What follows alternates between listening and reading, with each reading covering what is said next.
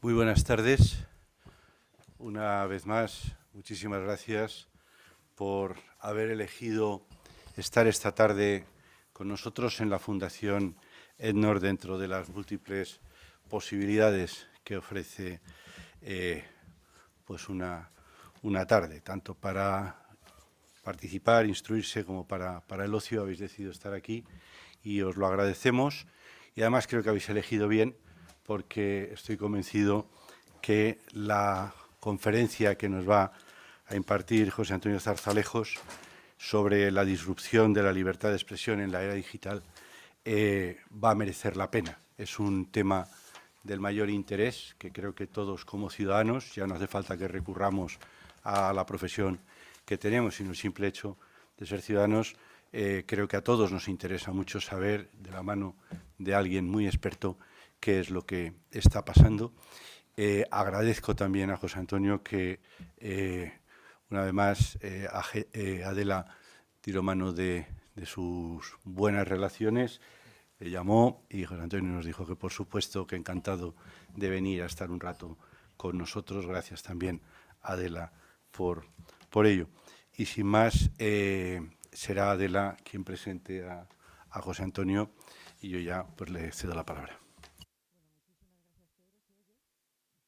No sé, ahora sí se oye. Muchísimas gracias, Pedro, por la introducción y, por supuesto, muchas gracias a todos los presentes por haber preferido venir aquí que ir a cualquier otro sitio, como hicimos siempre. Y muchas gracias a José Antonio por haber aceptado la invitación y haber aceptado el reto con la cantidad de cosas que tiene que hacer, que haya querido venir a estar con nosotros esta tarde. Como recordaréis, el seminario de este año trata de si es posible llegar a entenderse en sociedades pluralistas. Y con una pregunta semejante tenía que haber una sesión dedicada, por supuesto, a la libertad de expresión. Además, teniendo en cuenta los tiempos en que estamos, tiempos de plataformas, tiempos de redes, tiempos de qué ocurre con la libertad de expresión, qué pasa con ella. Y para ello necesitábamos una persona que estuviera en la brega de la prensa, del periodismo, de los que están todos los días trabajando estos temas. Y bueno, pues siempre salta un nombre que se dice, bueno, ¿y si viniera José Antonio Zarzalejos? Y uno dice, qué bien, y va y resulta que dijo que sí, y entonces aquí lo tenemos. Yo voy a hablar muy poquito de José Antonio, lo básico para saber por qué está aquí, aunque ya lo imagináis, porque ya lo conocéis y lo habéis leído y lo habéis seguido durante mucho tiempo. Y es fundamentalmente, yo diría, para empezar, porque necesitábamos un periodista, alguien metido en el mundo del periódico, que fuera una persona ilustrada. Lo primero, ilustrada. Es decir, una persona que sabe de qué habla, que sabe lo que dice, que tiene un bagaje detrás. Una persona crítica, en el buen sentido de la palabra, y una persona no sectaria, sino que intenta pensar y reflexionar paso a paso. José Antonio nació en Bilbao, lo estábamos comentando ahora, y parece ser que, bueno, eso le parece bien, pero tampoco estaría mal ser de algún otro sitio. Bien, pero en principio podría ser de Valencia, pero en principio es de Bilbao. Nació en Bilbao y estudió periodismo y derecho en Deusto, en la Universidad de Deusto, y ha estado toda su vida metido en muchas cosas, pero entre otras, por supuesto, en el mundo del periódico, en el mundo de la prensa, en el mundo de la información. Y por eso, pues yo voy a leer muy brevemente que empezó en el Correo Español El Pueblo Vasco, del que fue director, después pasó al grupo, bueno, ampliar al grupo Correo, que sería este mismo grupo, desde septiembre de 1900, no veo muy bien, ¿sabes? Ya, Pero si no no te digo las fechas preocupes, no pasa nada. no pasa nada. Desde septiembre es director del ABC, sigue después de director de ABC y ahora es analista de El Confidencial, colaborador de la cadena SER y de Radio Nacional de España. Creo que toda su vida está efectivamente en el periodismo y por eso es una persona muy adecuada y se le han dado una gran cantidad de premios. Los premios los puedo leer todos. para quienes conocéis el mundo de la prensa, son los premios más representativos: la Federación de las Asociaciones de la Prensa de España, el Godó de Periodismo, el Luca de Tena, el Mariano de Cavia, el Rodríguez Santamaría, Francisco Cerecedo, la Orden de la Legión de Honor del Gobierno francés, y paro ya porque tendríamos que hablar de otras cosas aparte de todos los premios que ha recibido, que son una verdadera barbaridad. Creo que es muy adecuado también que esté aquí José Antonio, porque es una persona que ha sufrido los discursos del odio. Vamos a hablar aquí, de alguna manera saldrán también los famosos discursos del odio, y ha sufrido no solo los discursos, sino más que los discursos.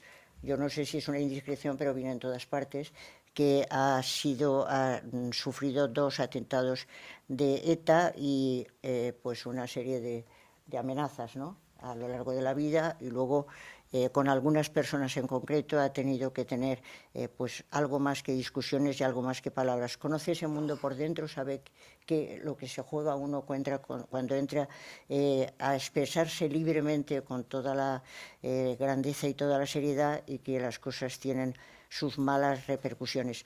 Hay quienes dicen que es un fino periodista analítico de la historia de España, y yo creo que de alguna manera sí que lo es, porque cuenta muy bien la historia de España. Yo recomiendo no solamente todas sus intervenciones en prensa, sino que recomiendo también sus libros.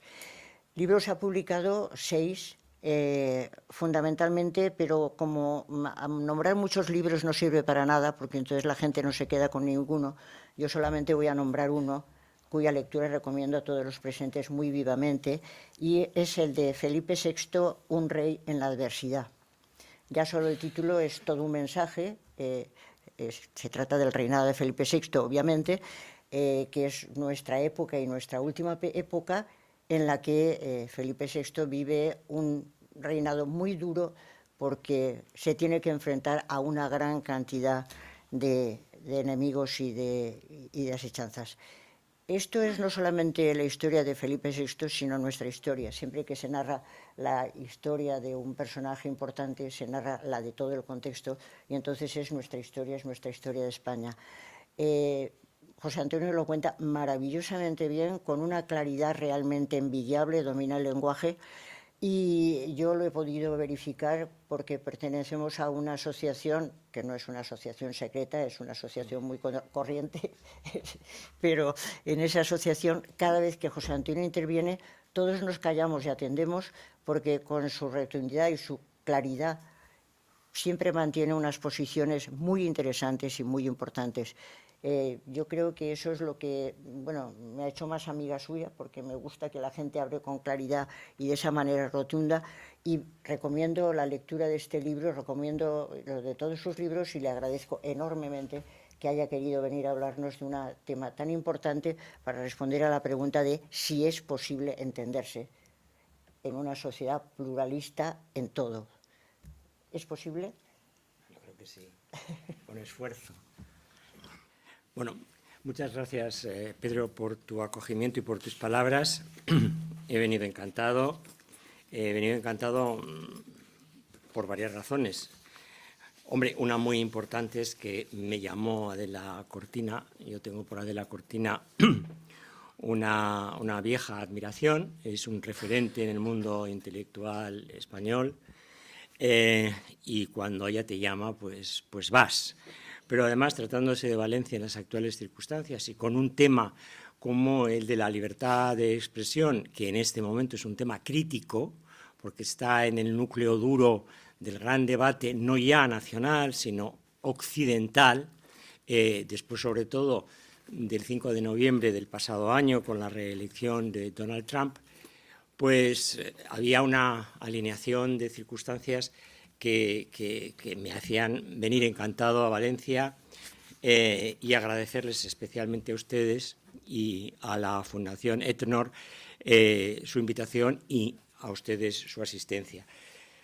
Me propuso Adela Cortina hablar de la libertad de expresión, y yo acababa de hacer, y se ha publicado este mes, una ponencia para la Fundación Rafael del Pino, precisamente sobre qué estaba ocurriendo. Y yo les advierto de antemano que este es un tema oceánico, es decir, un tema que no se puede agotar.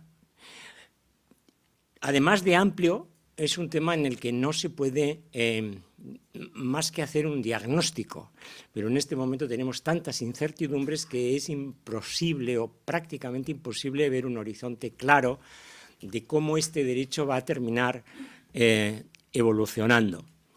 Y después hay que hacer alguna referencia a la situación europea, pero también nacional, en España, donde hay una fricción importante sobre hasta dónde llega la libertad de expresión y dónde empieza a deteriorarse la libertad de expresión y, por lo tanto, otros derechos que son vecinos.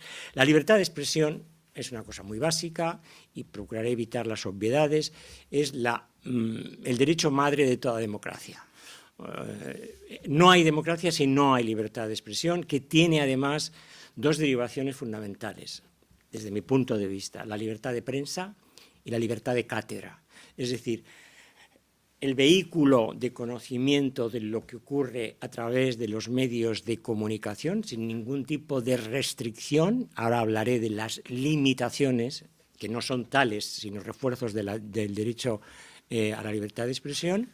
Y por otro, el de cátedra, que es el de la transmisión de conocimientos.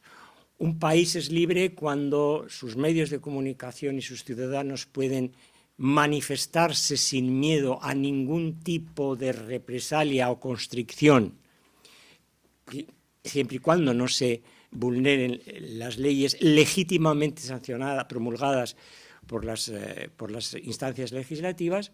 Y un país es libre cuando sus centros académicos, especialmente los universitarios, difunden el conocimiento no solamente nacional, sino internacional, y además investigan y, por lo tanto, innovan. Sin esos dos aspectos propios de una sociedad, no se podría decir que sean libres. De tal manera que las dictaduras, las autocracias, lo primero que hacen es cercenar la libertad de expresión y monopolizar el discurso o la conversación pública. Bueno, esto es un elemento básico y no creo que haya demasiadas dudas. En el mundo analógico, es decir, hace 15 años aproximadamente, este derecho tenía un perímetro muy bien definido. Usted es libre para decir aquello que quiera, donde quiera y como quiera, pero tiene usted que respetar los derechos vecinos al de la libertad de expresión, porque el derecho de la libertad de expresión hace sinergia con otros derechos fundamentales. Y lo teníamos muy claro. Teníamos que respetar el honor, la intimidad, la propia imagen de las personas, incluso de las entidades, y teníamos una magnífica ley orgánica del año 80 que se ha ido actualizando en su aplicación a través de la jurisprudencia del Tribunal Supremo y de la doctrina del Tribunal Constitucional. Tenemos una ley orgánica de rectificación para que el ciudadano o cualquier instancia pública o privada que se encontrase perjudicada por una falsedad o incorrección pudiese corregirla en un medio de comunicación.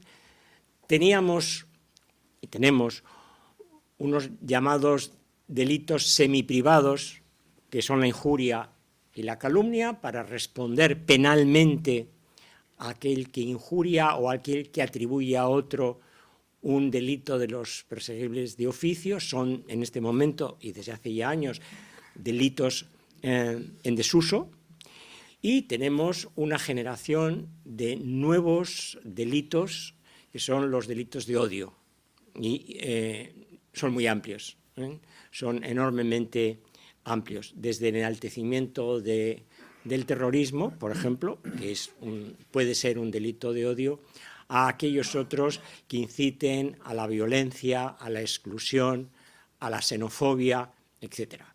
Propios, además, de una sociedad que entiende que esos valores hay que protegerlos al máximo nivel. Y no hay mayor reproche que se pueda expresar en una sociedad que aquel reproche que conlleva una sanción penal, que puede ser una multa, que puede ser una inhabilitación, que puede ser una privación de libertad.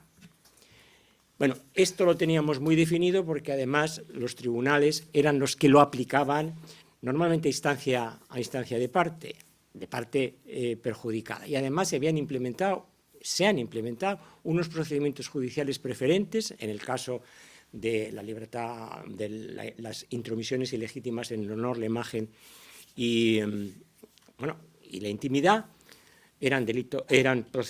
Son procedimientos muy rápidos que pueden llegar hasta la casación de la Sala Primera del Tribunal Supremo. Teníamos una rectificación también con un proceso monitorio muy rápido, que los jueces tenían que fallar en unos plazos preclusivos, y después teníamos la acción penal en manos del Ministerio Fiscal para elevar la acusación a los tribunales cuando se producen presuntos delitos de odio. La injuria es un delito privado, por lo tanto solamente instancia de parte, y la calumnia es un delito semiprivado, es decir, en algunos casos puede actuar de oficio el Ministerio Fiscal, pero normalmente es que la persona calumniada es la que tiene que ir y reclamar que se le haga justicia. Esto era el mundo analógico, el mundo de hace 15 años, pero ha irrumpido pues una nueva época, la época digital. ¿Qué es la época digital? Yo no soy un especialista en digitalización ni en Internet. Soy un periodista que he vivido en el mundo analógico. Tengo una pata de mi experiencia en el mundo analógico y otra ahora en el mundo digital. Porque si no se tiene una pata en el pasado y otra en el presente con proyección de futuro, pues te quedas en la cuneta, no eres un hijo de tu tiempo. Y pese a los años y la experiencia, eso hay que hacerlo. ¿Qué ocurre? Ocurre que irrumpe una nueva tecnología, que es la tecnología llamada de la comunicación. Por ser más coloquiales, Internet. Internet lo que hace fundamentalmente es romper la intermediación del mundo analógico. ¿Qué quiere decir esto? Quiere decir esto, les pondré un ejemplo que lo entenderán. Siendo director de periódico, hacías un artículo, sacabas una información y a los 2 días te llegaba una carta al director o algunas llamadas de teléfono. Ahora, a las 5:30 de la mañana, cuando sale la versión digital de cualquier periódico, porque todos son digitales, incluso los que tienen una versión en papel, pues hay un señor del foro con un nick anónimo, que no sabemos quién es, que te dice: usted es un gran hijo de la gran puta. A las 5:30 o a las 5:31.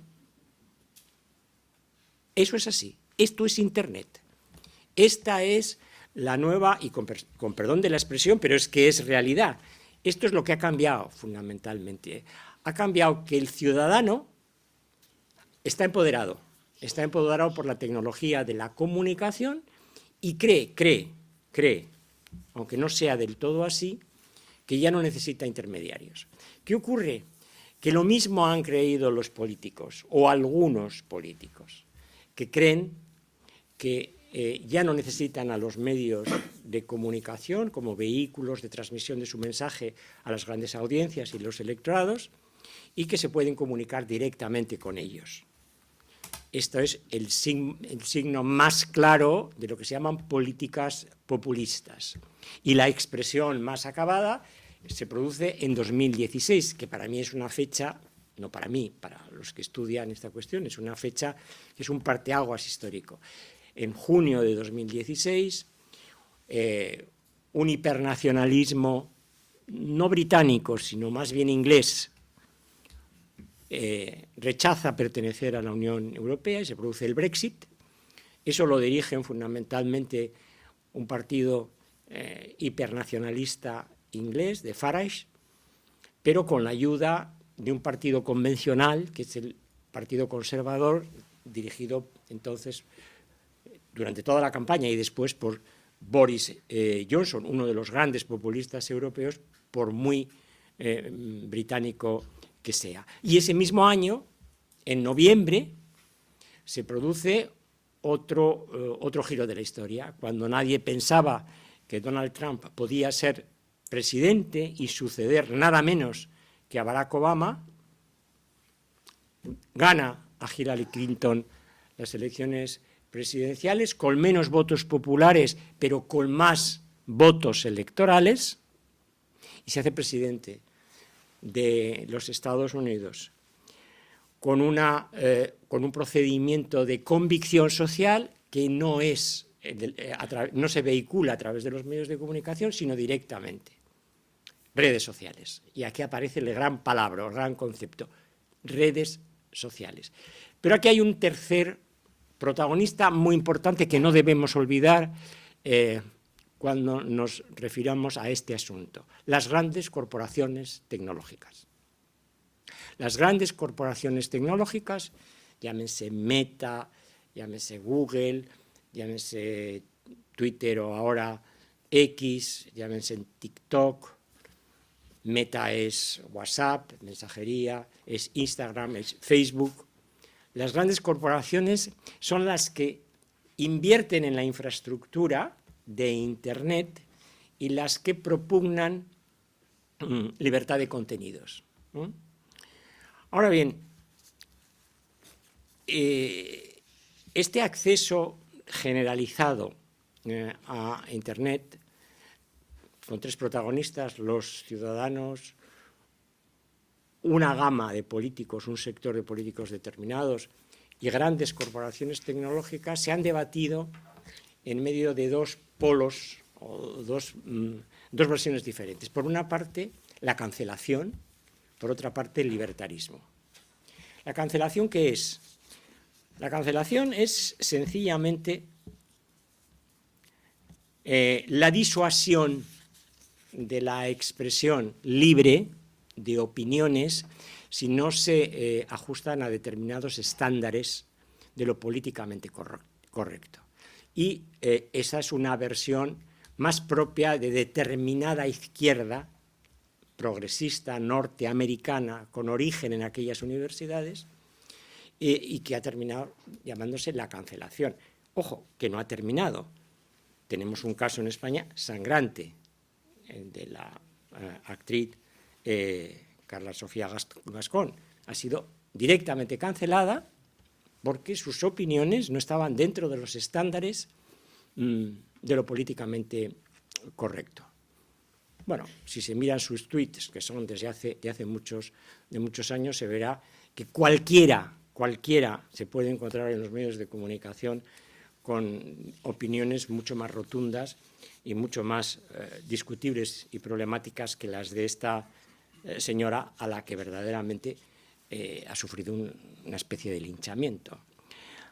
Pero la reacción, antes o después, no sé cómo se ha producido eso en el tiempo, es el libertarismo.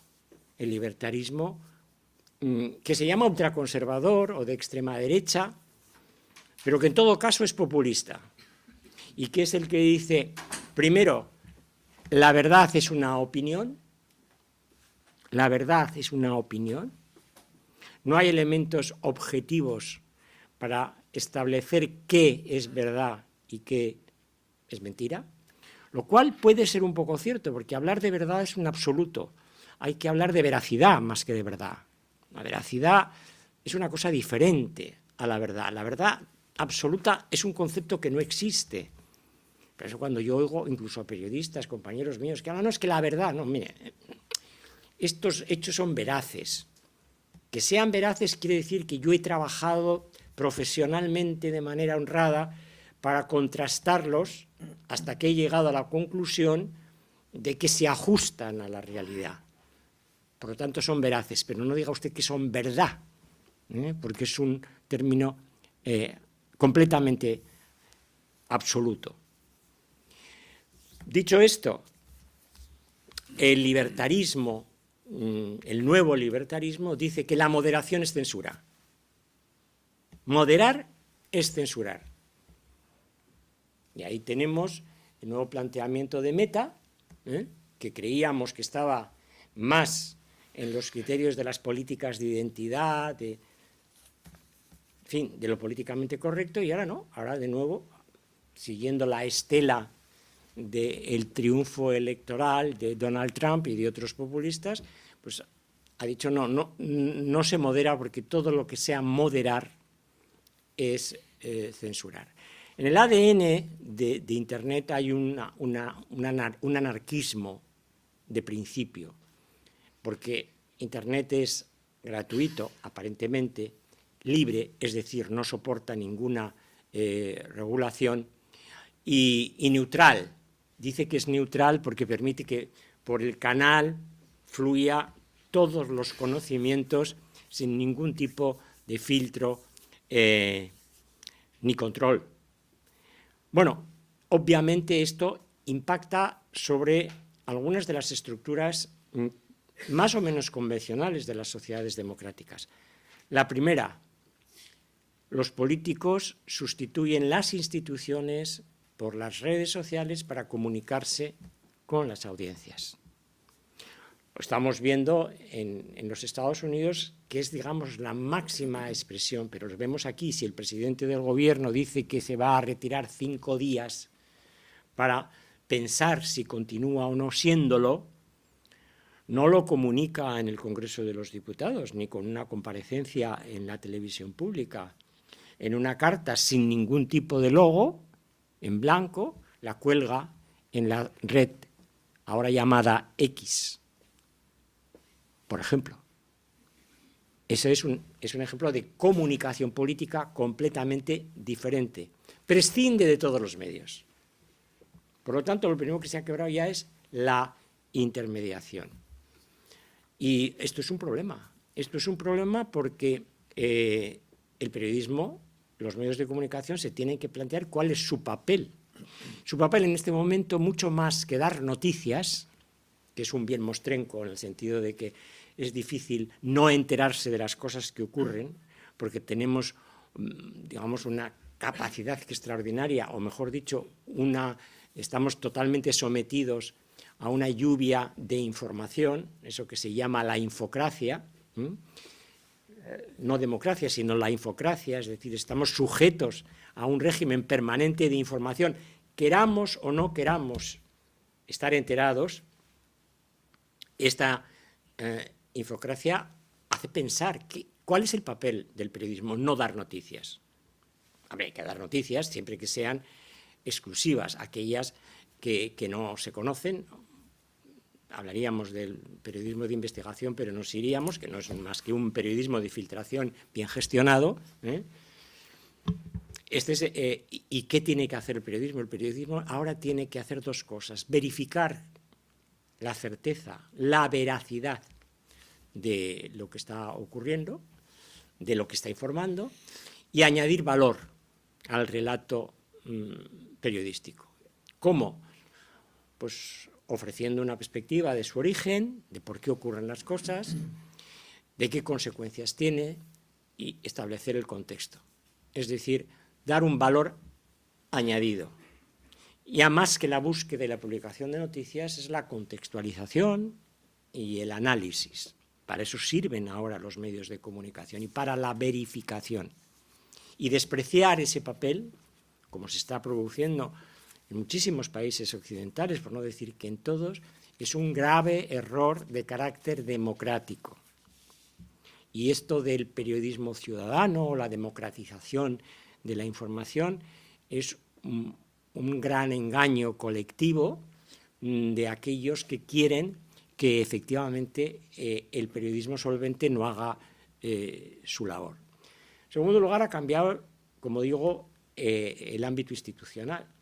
Las instituciones, como la política tiene mucho de comunicación, por no decir que prácticamente un 80% lo tiene de comunicación, ya no son necesarias las instituciones, sino que simplemente basta el auditorio público, la conversación pública. Y hay un beneficio evidente por parte de las grandes compañías tecnológicas, que no son europeas, son americanas y chinas. No nos vayamos a engañar. El derecho, hablábamos del mundo analógico, el derecho va por detrás de estos fenómenos. Es más, el derecho está rebasado por este fenómeno digital. No tiene instrumentos para regularlo, como lo pudo tener en los años 90, incluso a principios de siglo. Hoy los juristas se reconocen inermes para enfrentar este fenómeno desde el punto de vista de una oferta normativa. ¿Cómo lo normativizamos? Bueno, pues es muy difícil. Segundo, hay una pérdida de soberanía de los estados para hacerlo. ¿Por qué? Porque las corporaciones tecnológicas están fuera de la red de la capacidad legislativa de los estados. Es más, sin ellas es imposible encontrar una regulación a estas redes sociales y a sus contenidos, de tal manera que se convierten en colegisladores.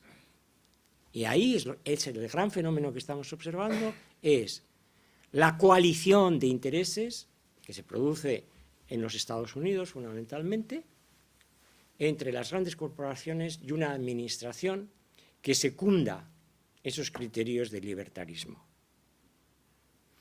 Y por lo tanto hay una reciprocidad entre esos poderes fácticos que se legitiman exclusivamente por su potencia económica y tecnológica, y los poderes políticos que sí tienen una legitimación democrática de origen, pero que corren el muy serio riesgo de perder la legitimación de ejercicio. Que esto es muy importante. Todas las instituciones democráticas tienen de origen una legitimación. Normalmente tiene que venir una legitimación parlamentaria, una legitimación popular. Pero luego, en el desarrollo de sus funciones, tienen que adquirir lo que se llama la legitimación de ejercicio. Bueno, pues este es el problema que se está planteando, que en la legitimación de ejercicio de algunos poderes políticos occidentales hay unas fisuras realmente extraordinarias. Y después hay una especie de capitalismo salvaje que lo que lleva es a que esas corporaciones, a través de personajes muy llamativos, sea Elon Musk, Zuckerberg, tantos otros, por no citar aquí a todos ellos, o a los principales, se convierten en auténticos agentes factotums de la ordenación social. Es decir, Elon Musk, por ejemplo, está haciendo recortes, tiene una agencia de recortes, pero no tiene ningún nombramiento oficial, ninguno, y está haciéndolos. ¿Cómo se legitima? Por su propio poder, porque es la primera fortuna conocida del mundo, y en segundo lugar porque tiene un amparo político, en este caso en la administración republicana de Donald Trump. No piensen ustedes que me estoy fijando solo en Estados Unidos porque yo tenga una fijación, no, porque es que Estados Unidos sigue siendo la primera potencia con enorme diferencia sobre China, sobre Rusia, sobre cualquiera otras, y que por lo tanto marca las grandes tendencias occidentales. ¿Qué reflejo está teniendo eso en Europa? Que es lo que nos interesa. Pues está teniendo un reflejo de perplejidad, de no saber qué hacer, de esperar a ver por dónde nos viene. Y en este momento es uno de esos momentos históricos en los que se produce una situación de desconcierto y depende el futuro de cómo se salga de ese desconcierto. Y me estoy ajustando más a lo que es el gran valor de la libertad de expresión.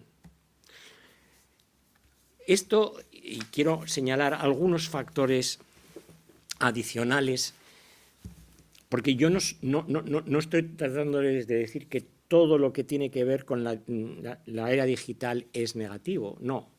Hay cosas positivas, un acceso al conocimiento, una democratización efectiva de las sociedades a través de ese conocimiento, hay una capacidad de interrelación que antes no existía, hay muchísimas ventajas en el orden, insisto, del ejercicio del derecho a la libertad de expresión.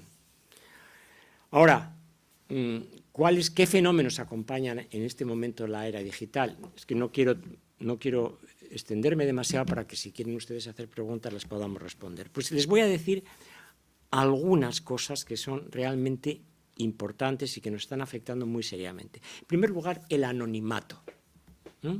El anonimato es uno de los fenómenos. Alex Grigelmo, que ha escrito un libro muy interesante, que se llama La perversión del anonimato, llama a fijarse en este fenómeno. ¿Por qué? El anonimato destruye la relación jurídica. La relación jurídica se establece entre dos entidades, sean físicas o jurídicas, una empresa y una persona en plenitud de sus derechos. Hay una relación. No, con el anonimato esa relación es imposible, porque al otro lado hay una persona irresponsable, el anónimo.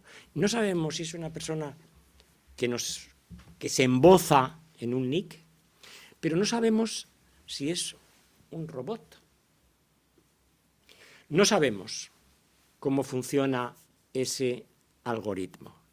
El anonimato. Segundo factor, estamos entregando a las redes sociales y ya por extensión a todos los demás negocios y actividad económica el gran botín de nuestros datos. El gran botín de nuestros datos. No solamente el teléfono, el correo electrónico, no. Estamos entregando ya. Saben perfectamente todas estas grandes corporaciones con inmenso poder, con un poder distópico, orwelliano, que nos gusta ver, porque nos rastrean las series que vemos en las plataformas, que nos gusta comer, porque saben en qué webs de qué restaurantes entramos, a qué sitios nos gusta ir, porque tienen toda la información de cómo nos vamos a través de agencias o de compra de billetes de avión o de tren o reservas hoteleras. Saben que nos preocupa porque indagan sobre nuestras búsquedas en Google o en cualquier otro buscador, nos descubren, estamos abiertos en canal. Y eso es un botín. ¿Qué está haciendo el derecho para evitar eso? Nada. Está perplejo, tan perplejo como podemos estar nosotros. El anonimato y el botín de nuestros datos es un peligro realmente extraordinario. Además, y por ir avanzando y terminando, se produce lo que se llama el efecto desaliento. El efecto desaliento es muy interesante porque en España eso se conoce poco y mal. El efecto desaliento es cuando poderes fácticos, empresariales, económicos, culturales, políticos, despliegan comportamientos que nos disuaden de ejercer nuestras libertades constitucionales. Y esto se llama el efecto desaliento. El efecto desaliento incluso ya es un criterio normativo en algunos tribunales anglosajones, incluso nuestro Tribunal Constitucional ya menciona el efecto desaliento como una cortapisa al ejercicio de nuestras libertades. La expresión mayor del efecto desaliento son la amenaza con normativas restrictivas, la amenaza, y lo que se llaman las demandas estratégicas.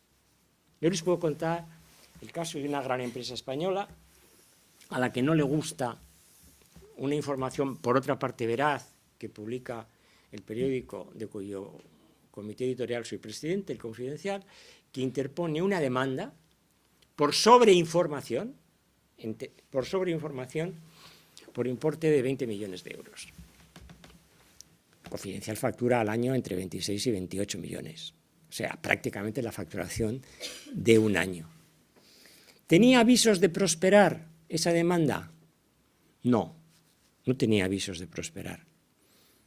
Pero tenía capacidad disuasoria, de desaliento, para seguir informando sobre aquellos temas que a esa gran compañía no le interesaban, desde luego. ¿Qué ocurrió? Perdió la demanda en primera instancia, la perdió en segunda instancia y no fue en casación al Tribunal Supremo a la Sala Primera. ¿Por qué no lo hizo? Porque las sentencias de la Sala Primera se publican y, por lo tanto, tenían un efecto reputacional negativo. Que una gran compañía asesorada por grandes bufetes pierda la primera instancia, la segunda instancia y también la casación es muy fuerte. Pero intentó, durante el tiempo de interposición hasta el desistimiento final, intentó disuadir al periódico de que siguiese con esa línea informativa. Ese es un ejemplo acabado de demandas estratégicas o abusivas. A este respecto, por cierto, hay que decir que hay una directiva de la Unión Europea que habla claramente de este asunto. Y habla también del Reglamento de Libertad de Medios de Comunicación en los países de la Unión, que es directamente aplicable sin necesidad de transposición. Avanzo un par de cosas más. El fenómeno de los influencers, sean youtubers o no, desregulados absolutamente. Tenemos una ley de servicios digitales para aquellos que sean relevantes, concepto jurídico indeterminado. No sabemos exactamente qué es eso. Hoy se convierten en prescriptores. ¿Cuál es su responsabilidad al prescribir? Cero. Cero, ninguna. Es verdad que dicen, no, pero se dedican a áreas inocuas, la belleza, la alimentación, la gastronomía. Bueno, pero hay youtubers que sientan delante de su cámara a personajes que ya les gustaría en los grandes medios tenerlos. O sea, tiene una capacidad prescriptiva, pero en una desregulación absoluta. Quisiera referirme también a otra cuestión en la que yo reconozco que no tengo competencia para hablar, más que para constatar que existe, que es la inteligencia artificial generativa. Es decir, en este momento puedes preguntarle a ChatGPT o a otros instrumentos de la inteligencia artificial, puedes preguntarle y te responde. Sepan ustedes que en los periódicos se está haciendo, por supuesto en la abogacía, por supuesto en otros muchos sectores, pero yo el que conozco es este. Es verdad que hoy los abogados juniors que antes hacían proformas de contratos de alquiler, pues ahora el socio de turno le dice al ChatGPT o al que sea, hazme un borrador de contrato, y lo hace, y entonces el junior, pues como que no lo necesitamos. Es decir, es muy voraz la inteligencia artificial, pero la inteligencia artificial tiene unas capacidades de deformar la realidad y, por lo tanto, de engaño brutales. Eso se puede ver en cómo reproducen imágenes que habrán visto ustedes en la televisión, en memes, etcétera, que tienen un realismo realmente impresionante. Bueno, pues que sepan que el factor humano es muy importante todavía, y espero que lo siga siendo por los siglos de los siglos. Es decir, que no puede ser que una inteligencia artificial generativa sustituya, pues en este caso de lo que estamos hablando, a un profesional del periodismo. De tal manera que el factor humano, incluso aunque pueda ser una ayuda, que podría ser una ayuda, la generativa no puede sustituir al criterio, a la evaluación de un profesional. Ahora parece ser que puede venir lo que se llama inteligencia artificial verificadora, es decir, que se someten a verificación de la inteligencia artificial determinados textos o determinadas narrativas. Pudiera ser, que yo conozca, eso no está demasiado desarrollado. Otra cuestión que es muy importante y que afecta también a la libertad de expresión, que es el lenguaje del poder. El lenguaje del poder, de todo poder, es muy engañoso, porque normalmente utiliza recursos crípticos. Les recomiendo, si quieren, digamos, profundizar en este tema, una colección de conferencias, los conocemos bien, Adela, de Santiago Muñoz Machado, que recoge ensayos suyos y uno que se titula, el libro tiene un epígrafe general que es, me parece, Fundamentos del lenguaje claro, y hay uno que se dedica al lenguaje del poder. Y ahí dice cómo el poder, cualquier poder, no piensen solo en el político, puede resultar críptico y, por lo tanto, engañoso. Hay que tener en cuenta, además, el nivel de digitalización o de analfabetismo digital en nuestras sociedades. Todavía hay muchas generaciones que no tienen la más mínima habilidad digital y que se les está excluyendo de la corriente central, de la comunicación, de la información, de la participación, que se les está excluyendo en el acceso a la administración pública y los servicios públicos. Es que ya solicitar una pensión tienes que hacerlo a través de una cita previa. En fin, personas que no tienen esa capacitación son millones en España y en otros países. Por lo tanto, el lenguaje del poder económico, pero también del poder tecnológico, tiene una fuerza brutalmente engañosa y desinformadora. Bueno, yo me quedaría aquí, porque llevo, me parece que ya hablando más de la cuenta, y les voy a hacer un resumen de lo que en esa ponencia, como conclusión, no pretendo más que aproximarme a un diagnóstico. Bueno, y yo decía, y repito, esta ponencia es de diciembre, o sea, muy reciente, y decía, como diagnóstico aproximado a la situación de postración en la que se encuentra la libertad de expresión, utilizada como un instrumento alejado de su elevado propósito democrático y ciudadano, podría afirmarse que sería necesaria una renovación de los criterios legales, técnicos y judiciales para restablecer las condiciones idóneas para su ejercicio.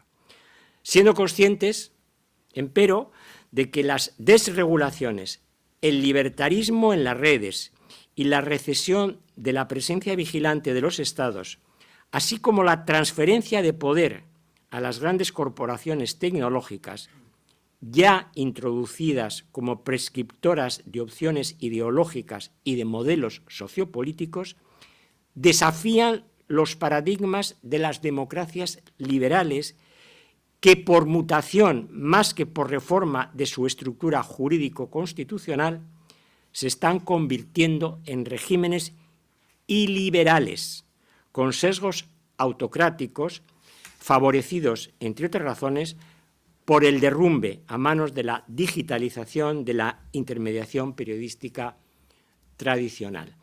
Se trata, en definitiva, de que tengamos conciencia de que la libertad de expresión es una libertad fuerte, pero también frágil, que las limitaciones a la libertad de expresión pueden que no sean tales, sino que sean contrafuertes que la preservan y que la hagan más sólida, y que no podemos aceptar ni los criterios de cancelación ni los criterios del libertarismo, que tenemos que estar en el espacio central de la sensatez, de la convivencia y buena vecindad entre los derechos fundamentales.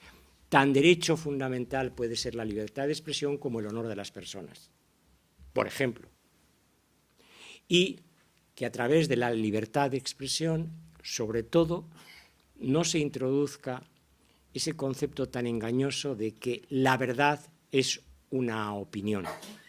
La verdad no es una opinión, es un absoluto, pero sí debemos aspirar en sociedades democráticas que la libertad de expresión sea un vehículo de veracidad y que, lejos de enfrentar, tenga capacidad para hacer converger en la diferencia, en un debate, en una conversación pública, que es lo que distingue a las democracias de aquellos regímenes o autocráticos o dictatoriales que nunca reconocen este derecho.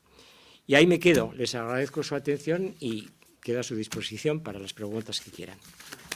Muy bien.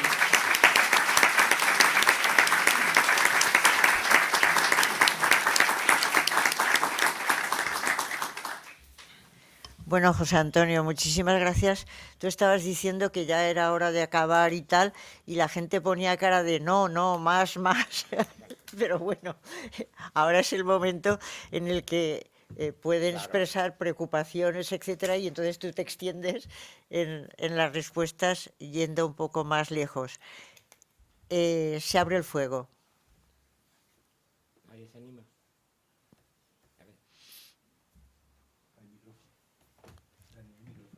Miguel.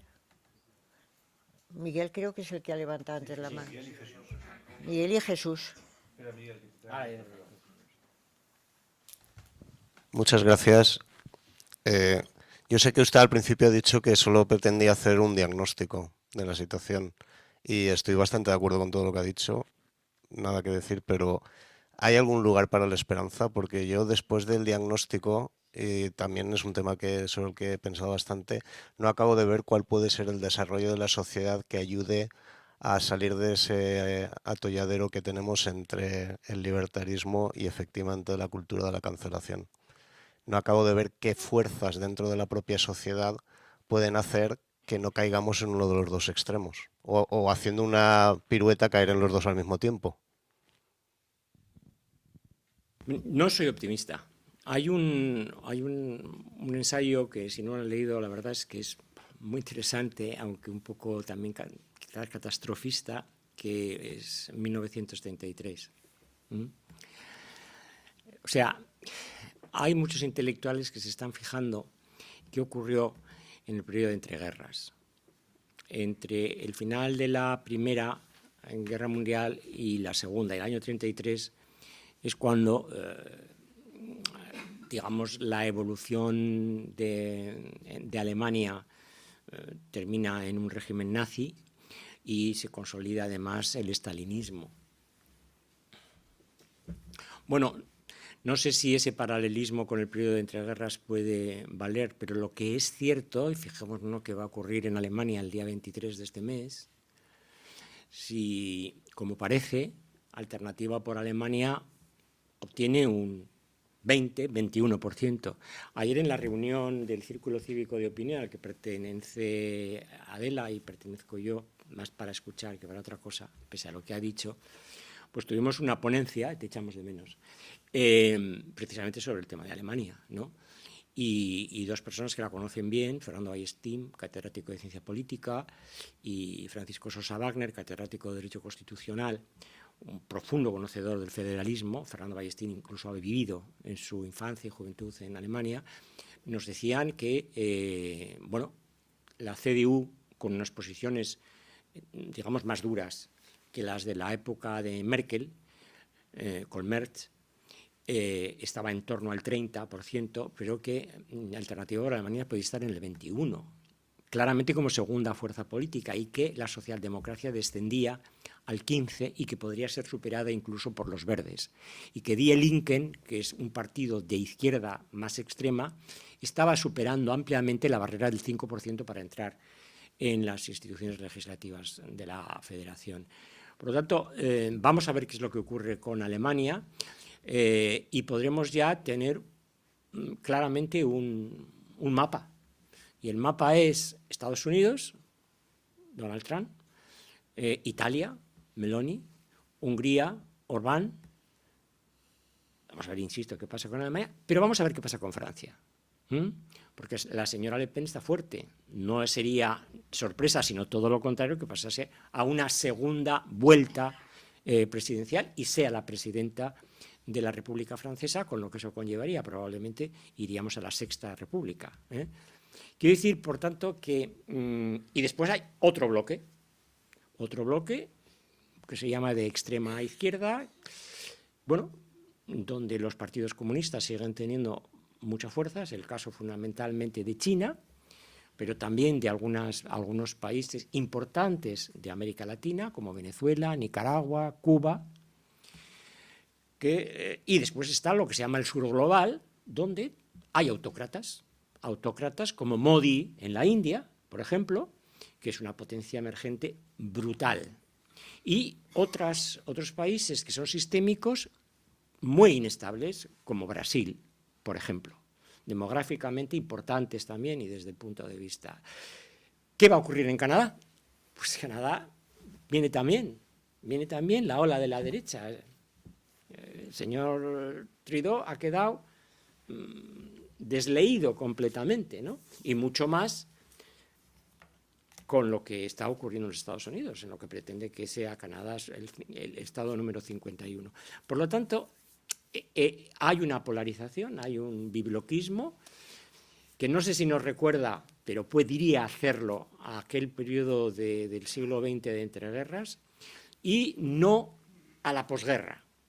Es decir, lo que se creó en el mundo occidental a partir del 45, que es las grandes corrientes socialdemócratas, las grandes corrientes democristianas, liberal, conservadoras, y la ocupación por esas fuerzas de un amplísimo centro político. Centro político que además tenía capacidad, no solamente para hacer constituciones democráticas, que lo hicieron, sino también para entenderse y en casos y en situaciones difíciles unirse en grandes coaliciones. Empezando por Alemania, pero también ocurrió en Francia. Y ahora que vemos, la socialdemocracia se ha derrumbado. Probablemente la última socialdemocracia importante era la alemana. Y con el señor Scholz no parece que sea una Dalit para defenderla. Está el señor Starmer, laborista en el Reino Unido, que en 6 meses ha pasado del 40 y tantos % de popularidad a un escaso 20%, en una situación también muy inestable. Y en España tenemos al gobierno de Pedro Sánchez, que ha mutado a una forma de izquierdismo populista, precisamente porque dice, no, es que la socialdemocracia convencional no funciona. Y entonces es un reflejo de lo que en Francia hizo el señor Mélenchon, que se ha zampado al Partido Socialista y a toda la izquierda. ¿Optimismo? Bueno, en Portugal también la extrema derecha está ahí, y acaban de enviar a Bruselas a Antonio Costa, el líder del Partido Socialista. No hay partidos democristianos, salvo el alemán. Liberal conservadores, el Partido Conservador británico con Boris Johnson y con la nueva líder, una líder además, como saben ustedes, de origen africano, bueno, unas propuestas igualmente radicales. Por lo tanto, no estamos en un momento de optimismo, y bueno es que digamos que no estamos en un momento de optimismo. Y si ya bajamos España, pues en España en este momento tenemos 2 grandes bloques que tienen a su izquierda uno y a su derecha otro, fuerzas tractoras que les llevan a posiciones más radicales. Los unos y los otros. Yo no voy a entrar en este momento en ese debate, pero parece que es claro, ¿no? Tenemos un bloque con el Partido Socialista, Sumar, Podemos y sobre todo los llamados independentismos de izquierda, que son Bildu en el País Vasco, Esquerra Republicana de Cataluña en Cataluña, unos nacionalismos despistados, que son conservadores, pero que anteponen lo identitario sobre el modelo social, que es el Partido Nacionalista Vasco y Junts, y por la derecha lo que tenemos es al Partido Popular, que podría ser homologable a una CDU alemana, pero un Vox emergente. Un Vox emergente. Y no solamente eso, sino alguna manifestación puramente digital, como se acabó la fiesta, que sin campaña, sin financiación, simplemente con las redes sociales, pues ha logrado tener puesto en Bruselas. Vamos a Bruselas, y ahí termino. Pues si se cogen ustedes los 7 grupos parlamentarios que hay en la Cámara, pues verán que el primero es el Partido Popular Europeo, el segundo, el Partido de los Socialdemócratas, el tercero es Patriotas por Europa, el cuarto, Conservadores y Reformistas por Europa, de Meloni. Sobre 720, 188 Partido Popular Europeo, 86 Patriotas de Europa, 80 conservadores y reformistas de la señora Merloni, sumen. Y después en los no inscritos están pues, gentes como Alternativa por Alemania. Ese es el panorama. No nos vamos a engañar. Por lo tanto, yo optimista, pues no quiero ser optimista, porque es que parece que lo del optimismo, eso del optimismo es como el periodismo de las buenas noticias. Es que no hay buenas noticias, porque si son buenas noticias, no son noticias. Aquí se ha ensayado muchas veces, demos buenas noticias, noticias agradables. No, mire usted, es que lo agradable no es noticia. Y hemos salido de la normalidad, y cuando salimos de la normalidad es porque nos alarmamos. Y el panorama es como para, no digo que echarse a temblar, pero para reflexionar seriamente. Y ustedes aquí que han sufrido una tragedia extraordinaria, de unas proporciones impensables, por dramáticas en todos los sentidos, nos ha demostrado una cosa. Yo venía hablando con Daniel González de este asunto, porque no entro en competencias, El conjunto del Estado, autonomía, gobierno, todo, etcétera, etcétera, han demostrado una inadaptación brutal ante una tragedia, de unas dimensiones que nos han rebasado a todos y particularmente a esta bendita tierra. Esto ocurrió en Alemania. En Alemania ocurrió hace pocos años unas inundaciones que fueron muy alarmantes. ¿Qué hizo la República Federal Alemana? Que es el sistema, el modelo territorial más descentralizado que hay en Europa. Crear una agencia federal de emergencias con posibilidad de respuesta autónoma y, por lo tanto, no ideologizada, y sin tener que atenerse a un examen previo competencial. Lo ha hecho también con la inmigración. Hay una agencia federal de inmigración que da respuesta inmediata. ¿Qué hace falta? Lealtad al sistema. Si no hay lealtad de todas las partes al sistema, no funcionan los sistemas descentralizados. En un Estado centralizado como el francés, todo lo hace el Estado y todo lo hace el gobierno. Pero si queremos tener un modelo territorial descentralizado, bien federal, bien autonómico, hay que aglutinarlo con un intangible, y el intangible es la lealtad. No medidas y más medidas normativas. No, hace falta ser leales, pero ¿leales con quién? Con el buen funcionamiento del Estado en respuesta a las necesidades de los ciudadanos. Eso es lo que distingue a un buen funcionamiento descentralizado territorialmente de otro que no lo es. Y yo creo que España no tiene marcha atrás. España tiene un modelo descentralizado y la única migración que puede hacer es al modelo federal, no al modelo centralista.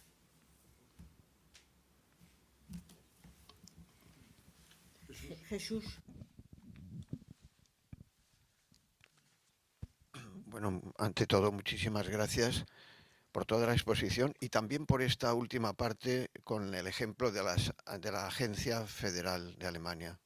Me parece que esto no ha circulado suficientemente por los medios españoles y me parece que eso casi me atrevería a decir que es significativo, esta ausencia de información de una vía como la que usted ha expuesto en esta última parte de la respuesta. No era esto a mi pregunta, evidentemente, pero no quería silenciar este aspecto que me parece extraordinariamente importante para informarnos a los ciudadanos. Mi pregunta era mucho más sencilla. Usted nos ha hecho un diagnóstico entre la cancelación y el libertarismo, y entonces, ¿dónde nos situamos? En medio, nos ha dicho. Entonces, ese medio, ese intermedio, ¿cómo se construye? Ese intermedio, usted ha dado apuntes para construir algo en ese intermedio, porque si no, no hay solución. Y hay que buscar alguna solución, o por lo menos insinuar posibilidades. Entonces, mi pregunta es, ¿cómo se construye ese intermedio? Cuando usted ha hablado de profesionales no sectarios, profesionales, ha dicho en algún momento que ese espacio no se puede olvidar porque si no, no hay posibilidades de seguir construyendo la democracia. Pero claro, esos profesionales no sectarios tienen que poder deliberar, tienen que poder trabajar profesionalmente. Entonces mi pregunta es, ¿cómo se financia ese espacio? Porque yo he oído a profesionales de los medios de comunicación que se quejan amargamente que no hay financiación para aquellos que han querido incluso agruparse y construir esos medios. Yo no lo sé, solo he oído las quejas y entonces se lo pregunto. Es decir, ¿eso es verdad? ¿Eso es posible? Porque si no hay financiación, sino que toda la financiación, sea por unos lados o por otros, es a los que ya están en actitud sectaria, entonces lo veo muy difícil. Entonces, ese papel que usted ha descrito, ¿cuál es el papel de los medios? Porque si no, ¿cómo añadir valor al relato periodístico con lo que he explicado también? Entonces, la otra parte es, que usted ha dicho, si he interpretado bien, es que tiene que haber unas instituciones con legitimación democrática. Pero entonces ha utilizado en algún momento el término democratizar, equivaliendo a extender la información. Me gustaría que respondiera, ¿de verdad democratizar es lo mismo que extender? Porque ese uso me parece un uso que no es adecuado, porque la mera extensión, la colectivización, como usted ha expuesto también a la hora, y disculpe que me haya alargado un poco, pero es que me parece muy importante para el juego de sus dos componentes que ha expuesto, que me parecen muy importantes. Los profesionales que puedan ser financiados no sectarios y la auténtica institucionalización, porque una de las características que usted ha marcado en varios aspectos del diagnóstico es que, sea por el anonimato, por el modo de comunicar, desaparecen las instituciones. Por eso lo digo para que se entienda mi pregunta. Entonces, no es lo mismo extender, colectivizar, ampliar la información que instituciones que garanticen la legítima representación democrática. No sé si me he expresado adecuadamente. No, perfectamente. Muchísimas gracias y disculpe que me haya alargado un poco. A usted, gracias a usted. Bueno, yo creo que hay aquí una cosa que los españoles en general, siempre en España hay una tendencia a pensar que las leyes lo arreglan todo. Y esto es un gravísimo error. Es decir, ¿cómo construimos un espacio social?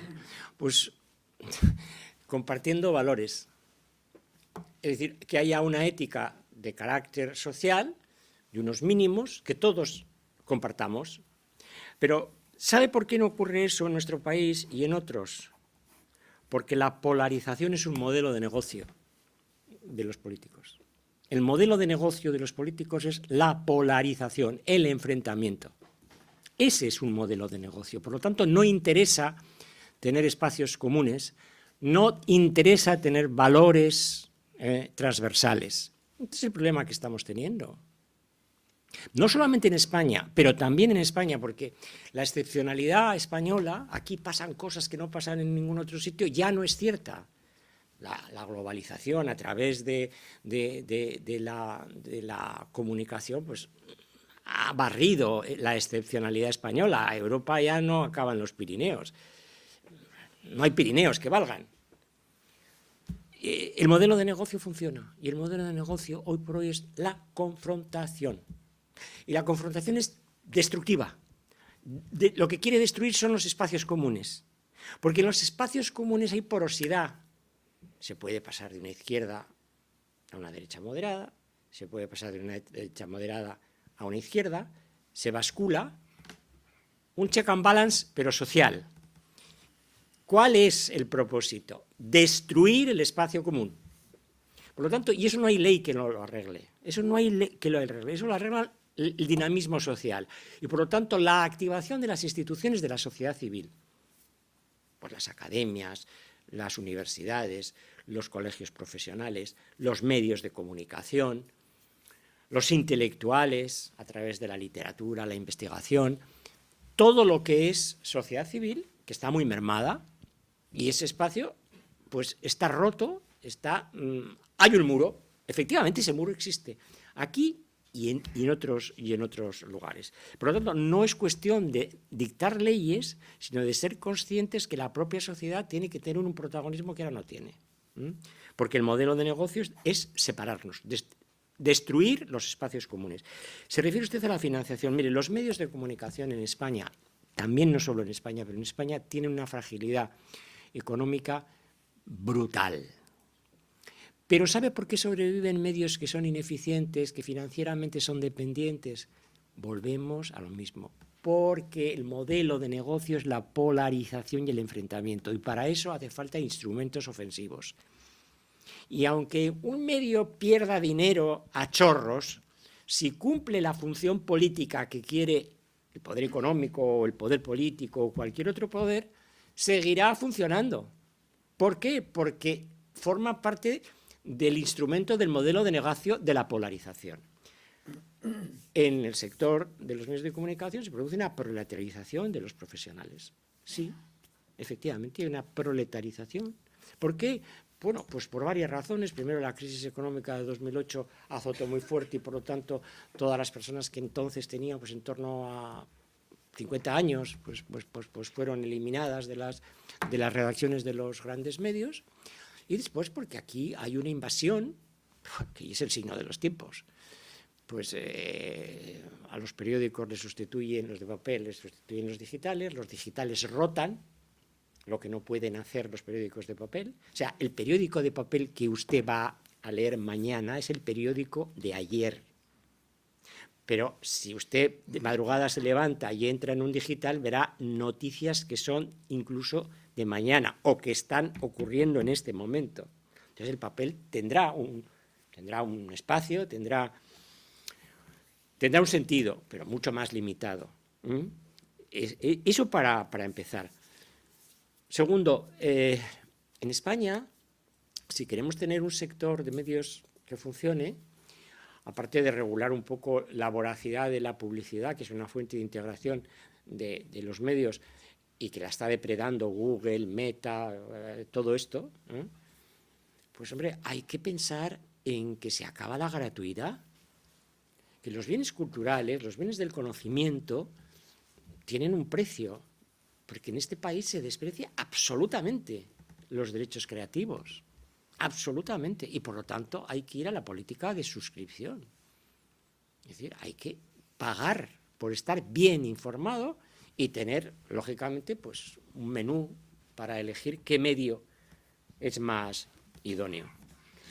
Y en tercer lugar, creo que la intrusión de los poderes económicos y políticos en el sector de los medios de comunicación es peligrosísimo porque tienden a ser siempre torticeros y utilizarlos para fines que no son los propios de lo que debe de ser. ¿Y qué son los medios de comunicación? Los medios de comunicación forman parte esencial desde la Constitución americana de los contrapoderes democráticos. Y sin ellos se pierde un contrapoder muy importante. Gracias en España a los medios de comunicación, especialmente en los años 90, pero también al inicio de este siglo, y yo he vivido algunas de esas cosas muy difíciles, los medios de comunicación dieron la vuelta a la situación. Podría poner dos ejemplos, que yo he vivido los dos. Los GAL, los grupos antiterroristas de liberación, que actúan entre el 83 y el 87 en el sur de Francia como una reacción a la banda terrorista ETA. Gran error, no solamente político, sino moral importante, pero que hasta los años 90 no descubre, y es la prensa. Y iniciado este siglo, lo que ocurre el 11 de marzo.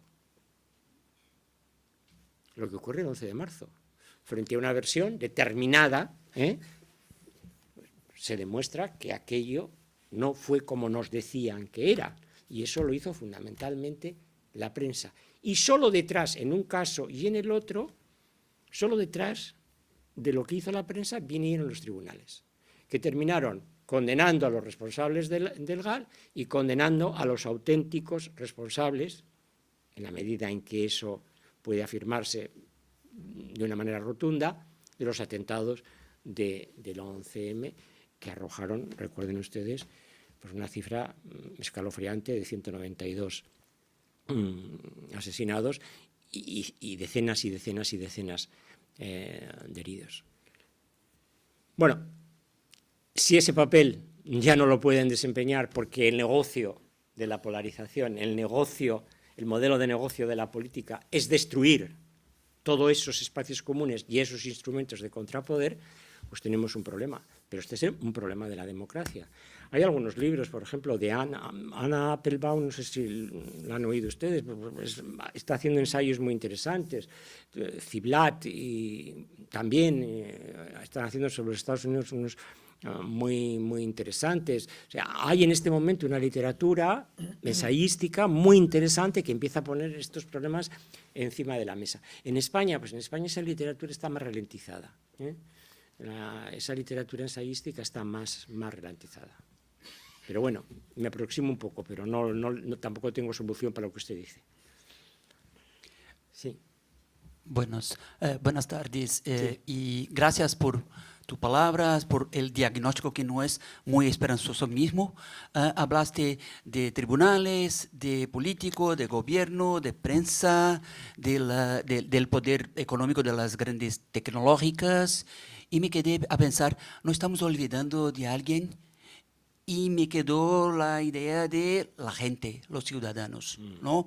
En mi país, Brasil, la gente común no se preocupa tanto con la pérdida de la libertad de expresión y se preocupa cuando el señal de WhatsApp no hay, cuando no hay internet. Entonces, la gente común parece entender la libertad de expresión no en un sentido amplio como un derecho, pero un derecho digital o en la área digital. Bueno, la solución no pasaría también en convencer a la gente y repolitizar a la gente para discutir soluciones para la cuestión de la pérdida de la libertad de expresión, la cuestión de la desinformación, la alta polarización, la cancelación?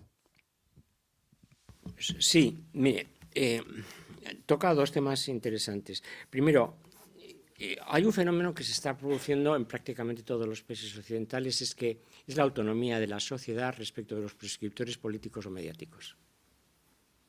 La influencia de los prescriptores mediáticos ha caído enormemente y de los prescriptores políticos también. Y ahí vienen luego las sorpresas electorales. Se sorprenden. ¿Qué ha pasado? Por ejemplo, vuelvo a los Estados Unidos porque me parece que marca tendencia.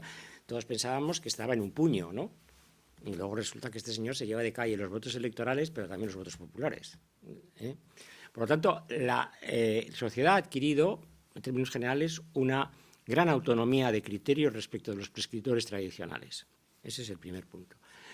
Y el segundo punto es que ha cundido la antipolítica. Y la antipolítica no es más que una señal de desconfianza en la efectividad del sistema.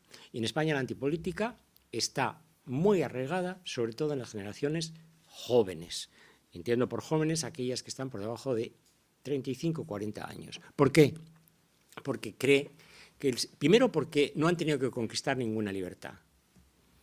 Personas pues como Adela, como yo, como algunos de ustedes, hemos vivido la transición, y sabemos lo que costaban. Veníamos de donde veníamos y sabía lo que costaba, pero las nuevas generaciones se han encontrado con que esto ya lo tenían y por lo tanto no tienen una capacidad de aprecio de aquello que es abundante. Solamente se aprecia aquello que es escaso. Nosotros pues pudimos ver que aquello era escaso y por lo tanto apreciamos lo que tenemos.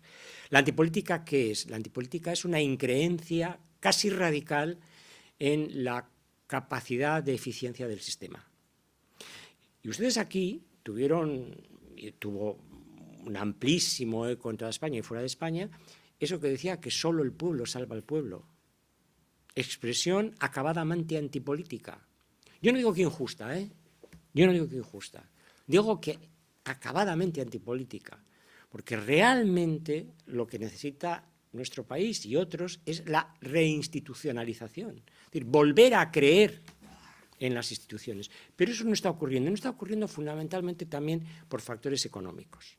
Es decir, estamos viendo, por ejemplo, el grave problema de expectativas de generaciones jóvenes por debajo de 35 años.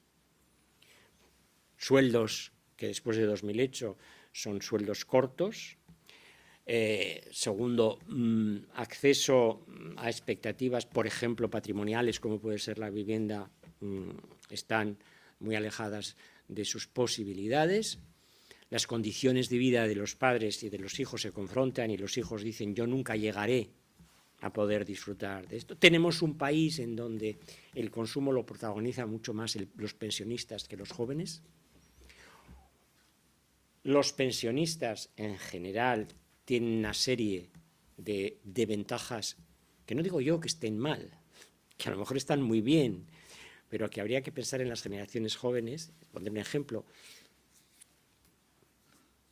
Yo, por la edad que tengo, viajo en Madrid gratis en todos los autobuses, en el metro y en cercanías. Mi hijo de 35 años paga el autobús, el metro y las cercanías. Yo, si quiero ir a Barcelona y coger un AVE, me saco mi tarjeta dorada y me rebajan 30%. Mi hijo quiere ir a Barcelona en el mismo AVE y tiene que pagar el billete íntegro. Si quiero ir al Prado, con mi carnet de identidad puedo entrar gratis. Mi hijo de 35 años, no. Y así podría seguir y seguir y seguir y seguir y seguir. ¿Por qué? Pues porque hay dos bolsas electorales, por eso vuelvo al negocio muchas veces de la política, muy importantes. Tenemos 9,5 millones de pensionistas y tenemos 2,5 millones de funcionarios, a los que se les garantiza no solamente la seguridad de su retribución, sino la actualización anual de su retribución, sea salario de los funcionarios, sea las contributivas de los pensionistas. ¿Cómo deshacer esto? Pues esto tiene que ver con la demografía. Y ahí nos metemos ya en un terreno, pues en fin, muy, muy complejo, que no es esto. Aquí estamos creciendo porque tenemos un aporte de la inmigración. En este momento, el 21% de los de los españoles, no voy a hacer distingos, no han nacido en España.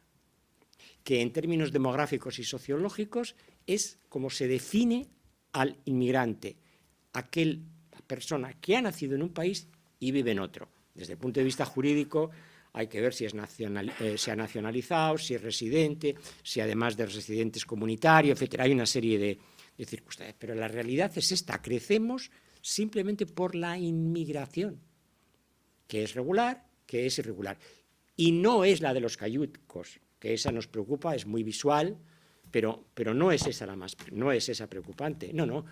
La inmigración viene por barajas, con pasaportes sin necesidad de visados, con visados de estudio, y viene por la frontera francesa, con toda tranquilidad. Y después se asientan aquí, se regularizan los latinoamericanos, los orígenes latinoamericanos en 2 años, los demás en 10 años, derecho a la reagrupación. ¿Y esto es malo? No es malo. No es malo que haya inmigración, es bueno, pero tenemos que ordenarla y hay que cualificarla. ¿Por qué? Porque, claro, estamos con los sectores básicos de poco valor añadido con ese empleo, mientras que hay una especie de dopaje de clases, digamos, que podrían, nacionales, locales, que deberían ser más activas. Y no lo son. La tasa de ocupación desciende a partir de determinada edad muy precozmente en España. Pero, en fin, eso nos llevaría a un tema mucho más extenso. Yo lo siento, pero me toca a mí. Es decir, que también me tengo que dar la palabra en algún momento. A ver, José Antonio, yo creo que lo que ocurre en nuestro seminario tratábamos de ver si es posible entenderse en una sociedad pluralista, y yo creo que no es posible entenderse si no hay voluntad de entenderse. Claro. Lo que falla es la voluntad. Podemos hacerlo con todo lo que se quiera, con las redes sociales, con lo que queráis, pero no hay voluntad de entenderse, y si no hay voluntad de entenderse, entonces no nos entendemos. Efectivamente, yo creo que hay gentes que han hecho una crítica de que la economía es extractiva, que extrae y se queda la gente los dineros, pero hay una política extractiva. La gente, las gentes que entran en política, por lo visto, no entienden la política como una colaboración para la sociedad, sino como una manera de ganar, porque se gana mucho, es decir, se gana mucho, muchísimas posibilidades y se gana de un lado o del otro, y entonces surge la polarización, pero no por casualidad, sino porque hay polarizadores que son profesionales y que intentan polarizar porque con eso se gana. Y entonces no hay manera de que haya lo que Linz llamaba ese centro maravilloso, que es donde suele estar la gente normal y corriente. Cuando hablas con la gente normal y corriente por la calle y por todas partes, dicen, ojalá se entendieran, ojalá pudiéramos llegar, lo habéis comentado. Yo escribí mi ética mínima hace bastantes años y creo que unos mínimos compartidos son fundamentales para que un país se sienta país y tenga ganas de seguir adelante. En ese sentido es en el que veo que se está intentando por todos los medios que no haya mínimos compartidos, sino que nos opongamos unos a otros por todos los medios posibles, por todos los medios que se quiera, y se está consiguiendo. Entonces es verdaderamente deplorable y a mí me entristece enormemente que yo que viví, como tú y como otros han vivido, un cambio de un país dictatorial, etcétera, a un país democrático, que ahora estemos paulatinamente haciendo el paso al revés. Estamos pasando de un país democrático a un país que cada vez es más autocrático, que cada vez hay una mayor separación de unos con otros y enemistades de unos con otros, porque hay gentes que no quieren que nos encontremos en ese medio, que es donde creo que está la mayor parte de la gente. Con lo cual, ¿qué se ha conseguido?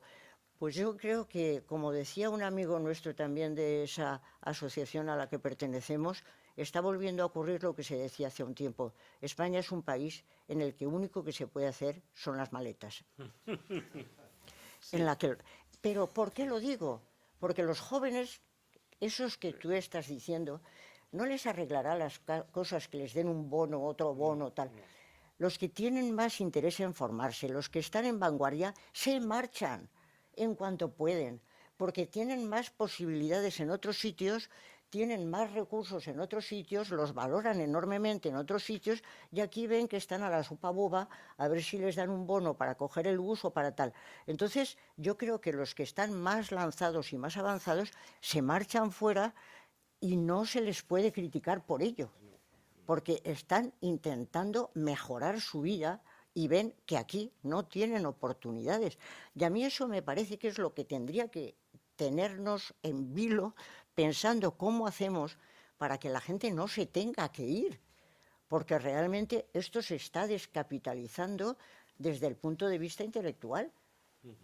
Desde el punto de vista mental se está descapitalizando, la gente se va porque realmente aquí no tiene las oportunidades que puede tener fuera, y eso es terrible. Porque entonces la gente que se queda es la que no hace más que quejarse. No tengo esto, no tengo otro. Y eso no nos beneficia nada. En el terreno de la educación a todo el mundo le engañan. Le están diciendo que no hace falta esforzarse porque uno va a vivir exactamente igual de la sopa boba. Eso no es posible. Si no se tiene un poco de producción, no hay manera de que las cosas funcionen. Entonces yo creo que estamos haciendo unos esquemas que a mi modo de ver están muy desencaminados. Y eso, ¿a quién beneficia menos? A los más vulnerables. Claro. A los peor situados es a los que les hunde todo este procedimiento que realmente está siendo, a mi juicio, nefasto. De verdad, habría que hacer un análisis como mucho más exacto de qué es lo que pasa. En este país empiezan la cuestión izquierdas, derechas. ¿Pero quién ha dicho que Puigdemont es de izquierdas? Es que, claro, cuando empiezas a hacer el análisis de las cosas, ¿pero qué tonterías dice usted? ¿Cómo se puede decir semejante cosa? El otro día una chiquita que conocía que sus padres estaban hablando de Nicaragua o no sé qué, y va y me dice que la famosa pareja de Nicaragua, que son los fulanitos estos, me dice, pero es que esos son de extrema derecha. Y digo, pero qué lío lleva el personal. Es que es una cosa de verdad impresionante, una historia de buenos y malos. Bueno, vamos a ver si nos damos cuenta de que hay que intentar entenderse. Y para eso, efectivamente, la sociedad civil somos fundamentales. La sociedad civil somos fundamentales. Pero yo creo que la ciudadanía hace mucho tiempo que ha hecho dejación y ha dicho, bueno, oye, vamos a vivir bien, que hay muchas posibilidades. ¿Sabes lo que creo que también ocurre, enlazando con lo que tú dices, con lo que estoy totalmente de acuerdo? Que la política ha hecho una selección inversa. Es decir, que a la política no van personas con valía, con excelencia, con ideas grandes, ¿no? Digamos que tenemos una clase política por debajo del nivel medio de la ciudadanía. Y en segundo lugar, como tú has señalado muy bien, ¿a quién perjudica esto? A los más vulnerables. Pues claro. Claro, y los más vulnerables en un determinado momento, ¿qué hacen? Entregarse en los brazos de los mesías. Eso es peligrosísimo. Y eso es peligrosísimo. Eso es peligrosísimo. Claro. Y estamos en un tris. Mira, Estamos yo, en un tris. Adela, venía leyendo el libro, en el AVE, el libro de Vance, el vicepresidente de los Estados Unidos, que es aterrador y que es el de un chico en una familia absolutamente desestructurada de la América profunda, que define lo que ellos llaman la basura blanca. La basura blanca.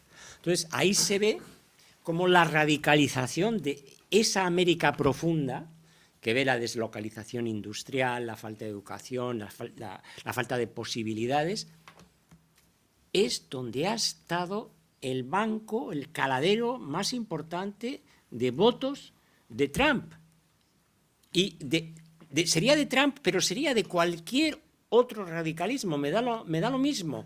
Entonces, el libro es aterrador, es decir, bueno, una madre alcohólica, una abuela que está todo el día con un arma en la mano y que dispara no sé qué, bueno, unas cosas. Y este señor, claro, lógicamente ha llegado, es vicepresidente de los Estados Unidos, y claro, entiendes por qué reivindica las cosas que... Pero, lo que tú dices, el impacto de esta ruptura se produce sobre los más vulnerables. Y como no tenemos excelencia en la clase política, pues estamos en el hámster, en la rueda del hámster. Este es el asunto. Ayer comentaba en esa asociación uno de nuestros compañeros cómo médicos magníficos, argentinos, chilenos, tal, se van a Austria porque en Austria les convalidan el grado y la especialización en 6 meses y en España 5 años. Es que es tremendo. Ya te diré quién es. Pero, ¿qué ocurre? Que algunos se van a Austria o se van a Alemania y luego vienen a España. Pero claro, tenían que haber venido primero a España. Nos quejamos de que no tenemos cualificación en determinados sectores de la inmigración. Bueno, pero es que ayúdenles ustedes para que vengan cualificados. Y después lo que tú dices, pues bueno, oye, enfermeros, médicos, enfermeras, determinadas profesiones, en la balanza exterior, España lleva 14 años teniendo superávit por los servicios profesionales, el turismo y otros servicios profesionales, ingeniería, consultoría, sanidad. Vamos a producir pronto un documento sobre esto. Es espectacular cómo los profesionales de élite en España son apreciados por los mercados internacionales. Claro. Nuestra balanza exterior es positiva en los últimos 14 años, incluso durante la época de la pandemia, pero por los servicios profesionales que somos capaces, que el país es capaz de ofrecer al exterior. Por ejemplo, las consultorías de ingeniería son fantásticas, las de informática, las sanitarias, ¿sí? Son sectores donde hay una emergencia de profesionales magníficos. ¿Qué está ocurriendo con las grandes compañías españolas, por ejemplo, de gestión de infraestructuras? Están en Canadá, en Estados Unidos, en grandes países europeos. ¿Qué está ocurriendo con nuestras energéticas? Están en mercados y con nuestras financieras. Nuestras empresas financieras, pues sí, están en el Reino Unido, en México, en Estados Unidos. Bueno, esa es la vía de la excelencia. Esa es la vía de la excelencia. A ver. Qué horror. Muchas gracias. Soy Manuel Sánchez. Le agradezco mucho que haya venido y que nos haya ilustrado con esta conferencia tan interesante. Yo quería hacer algunas reflexiones porque lo que hemos tenido es un diagnóstico que está muy bien, pero me gustaría ver si hay alguna forma de hacer alguna propuesta, algo más propositivo. A mí siempre me enseñaron en la Facultad de Filosofía que nada escapaba a la conciencia y a la responsabilidad de las personas. Nada, absolutamente nada escapa a eso. Y como usted ha dicho antes, en Internet no sabemos si es un robot o quién es el que nos está diciendo algo, ¿no? Entonces, claro, lógicamente yo digo, no era cierto lo que me comentaban en la facultad, o a lo mejor es que lo que está mal es lo que está ocurriendo ahora y tiene que haber algún tipo de solución. Usted dice que el derecho va con retraso. Sí, pero esto urge. Porque además todo esto alimenta este malestar que nos envuelve y sobre todo a la hora de establecer la polarización, ¿no? La segunda reflexión era que me doy cuenta, me parece a mí, que Orwell tenía razón cuando nos quitaban información en la época estalinista, etcétera, en las dictaduras del pasado, incluso en las de ahora, pero en las de comunistas. Pero quien tenía más razón de los dos era Huxley. Es la inundación de la información al final la que nos impide ver claro y saber por dónde vamos, a menos que haya algún tipo de responsabilidad de los actos, de los que intoxican, ¿no? Tenemos una sociedad, una opinión pública completamente intoxicada, instituciones completamente parasitadas y efectivamente es muy difícil dar pasos adelante. La propuesta mía era, por una parte, preguntar si hay algún tipo de solución a eso y en segundo lugar, en cuanto al asunto de la globalización y de los extremismos en todos los países, bueno, es que ahí estamos obviando, a mi modo de ver, un problema al que no le damos solución. Seguramente está intoxicado otra vez por estas polarizaciones, ¿no? Que es el problema de la inmigración. La pregunta es, ¿hay una forma democrática, con respeto de los derechos humanos, de tener unas políticas migratorias decentes, sí o no? Porque si no la hay, tenemos un gran problema. La democracia se terminará. Porque está claro que la gente, por intoxicación o por no intoxicación, ese problema no lo quiere tener. La pregunta es, ¿estamos dando una respuesta a eso? Le ¿Sí entiendo, o no? Le entiendo. Primero, yo no tengo propuestas, porque si tuviese yo propuestas, pues hombre, es una forma de... Ya le entiendo, sí, pero mire, en relación con lo que dice de la inmigración, los estudios y los intelectuales que están manejando este asunto dicen una cosa: no veamos el tema de la inmigración desde el punto de vista moral, crueldad frente a piedad, buenos frente a malos. Ese planteamiento, para racionalizarlo, no es bueno, porque es puramente emocional, ¿eh? Por lo tanto, hay que hacer una política migratoria. En España, la política migratoria ha sido un tabú de los partidos. Ni el PP en su momento, ni el PSOE antes, ni ahora, han planteado una política migratoria seria. Aquí se habla de la inmigración porque lo ha puesto en la agenda Vox. Esa es la realidad. Vox ha puesto este tema en la agenda política, pero los políticos, aunque sabían que había determinados problemas, incluso graves problemas, no los han verbalizado, porque cuando uno habla de un conflicto lo crea. Y no lo querían, porque no sabían cómo manejarlo. Entonces, aquí ha puesto en la agenda el tema fundamentalmente ex-Vox. Bien, mal, regular, eso es otra cuestión. El problema es saber si la inmigración efectivamente es un fenómeno, por una parte inevitable, pero por otra parte un desafío para que no solamente nosotros, sino todos los estados democráticos sepan abordarlo. Bueno, ese es el gran tema, uno de los grandes temas de la campaña electoral alemana. Paz y seguridad por una parte, inmigración por otra. Es el gran tema de Trump y de los Estados Unidos. Es el gran tema de gobiernos como, por ejemplo, el de Meloni en Italia, y no digamos ya pues Polonia, Hungría, que son países con unas historias muy complicadas y que ante este fenómeno negatividad. Bueno, pero claro, y después hay muchas inmigraciones. Nosotros tenemos una inmigración que más del 50% procede de países con una escultura, con un idioma, incluso con una religión muy emparentada con nosotros, y por lo tanto la integración empieza a resultar mucho más sencilla, ¿no?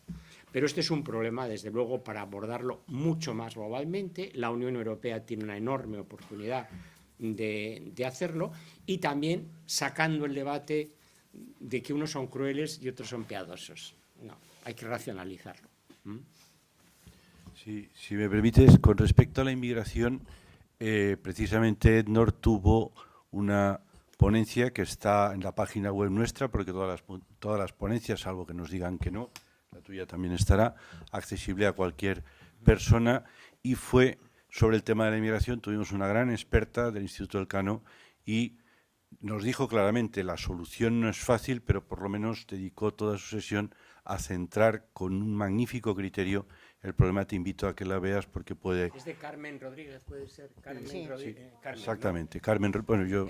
Carmen Rodríguez Enríquez. Efectivamente. Es una socióloga extraordinaria. Es buenísima. Y nos dio una gran... y la tienes a disposición en la página web Y nuestra. ahora va a haber un nuevo documento también Exacto. de ella con Rodolfo Gutiérrez, que Exacto. es catedrático de Sociología de la Exacto. Universidad de Oviedo. De Oviedo. Muy interesante, muy interesante. Muy interesante. Bueno, pues parece que... ¿Alguna pregunta más? Pues vamos a... Ahí hay un señor. Qué horror. La última, ¿no? Porque si no... Sí, la última.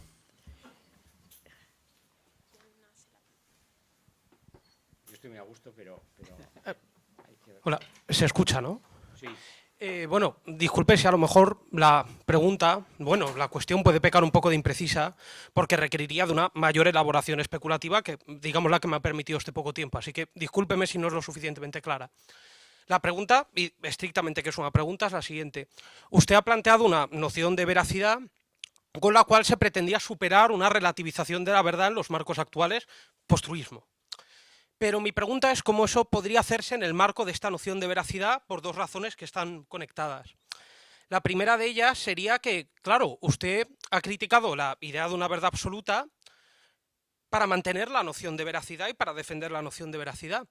Pero entonces esa noción de veracidad también es relativista, por lo cual se mantiene en el marco, digamos, de lo que sería el propio marco postruista y de lo que es el propio marco común y actual de relativización de la verdad. Entonces, ¿hasta qué punto la veracidad puede oponerse a ello sin contribuir al propio marco de relativización de la verdad, que sigue siendo el suyo, aunque sea con otra tonalidad y con unas mejores intenciones? Y en segundo lugar, hay una subrazón de tipo histórico.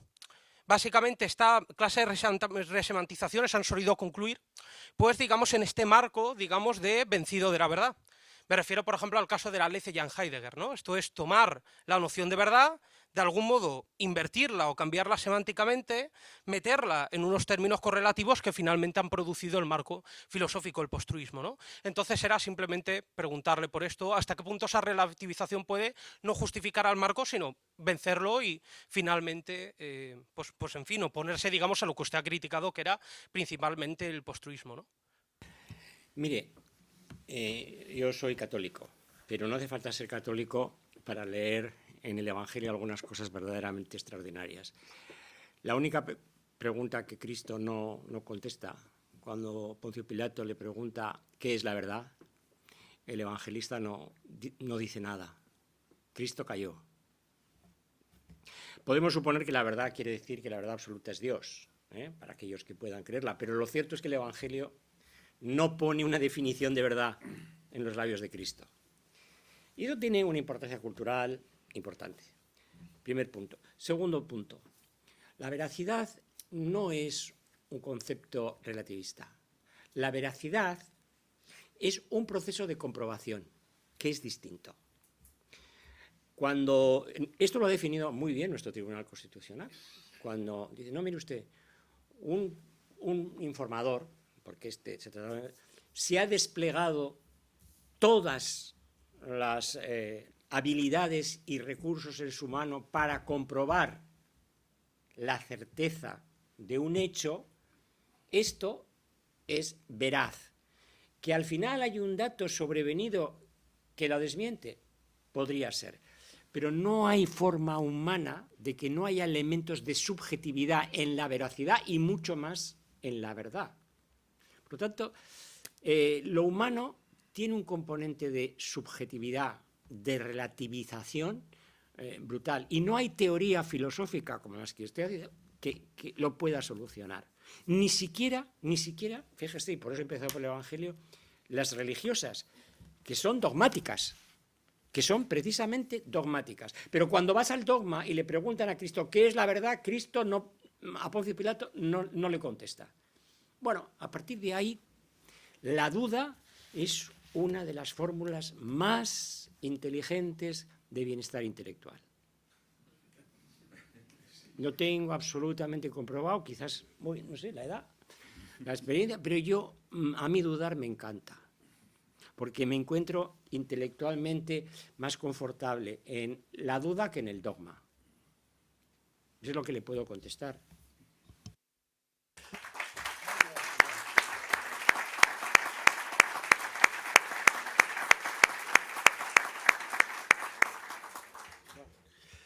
Muy bien. Pues Antonio, yo dije al principio que merecía la pena estar y ahora creo que no solamente opino yo eso, sino todos los que estamos aquí. Muchísimas gracias por todo lo que nos has contado y bueno, y por ese, yo creo que más que pesimista ha sido una postura muy realista, un realista informado, ¿no?, que se suele decir. Aprovecho, bueno, además de darte las gracias, para lo que hacemos habitualmente, deciros que la Fundación sigue haciendo cosas y el 18 de febrero en el Hotel Valencia Palace a las 11 de la mañana presentaremos las conclusiones, lo harán quienes han participado y será Jesús Conil quien nos haga un resumen sobre el tercer taller que hace la Fundación EDNOR con la Asociación Valenciana de Empresarios, que en esta ocasión ha versado sobre la educación y orientando principalmente qué pueden hacer las empresas en favor de la educación. Eso será el día 18 de febrero, Hotel Valencia Palace, abierto a cualquier persona que tenga interés en asistir. Y siguiendo con las sesiones de nuestro seminario, el día 27 de marzo, también aquí en el Salón Miguel Burdeos, que es como se llama desde hace unos días este salón en homenaje a Miguel Burdeos, empresario que murió en La Dana, veremos el problema de acceso a la vivienda, o sea que volvemos a tocar un asunto muy, muy candente en nuestra sociedad. Será un diálogo en el que estará Daniel Millor, que es arquitecto, premio Princesa de Girona, social en el año 2024, y Blanca Marín, economista y socia de Logman Urbanistas, y será una persona de la Asociación Valenciana de Empresarios quien modere el debate entre ambos. También estáis invitados a venir aquí, eso será a las 7 de la tarde del día 27 de marzo. Muchísimas gracias por vuestra asistencia, gracias sobre todo a José Antonio, que se lo transmitimos con un nuevo aplauso. Pido la palabra. Al señor presidente se le ha pasado el anunciar algo muy importante, y es que el día 19 se presenta en la NAU el libro de la profesora Adela Cortina, que lleva por título Ética o Ideología de la Inteligencia Artificial. El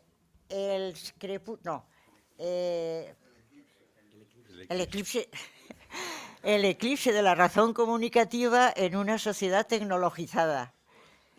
Estáis todos invitados, es a las 18 horas.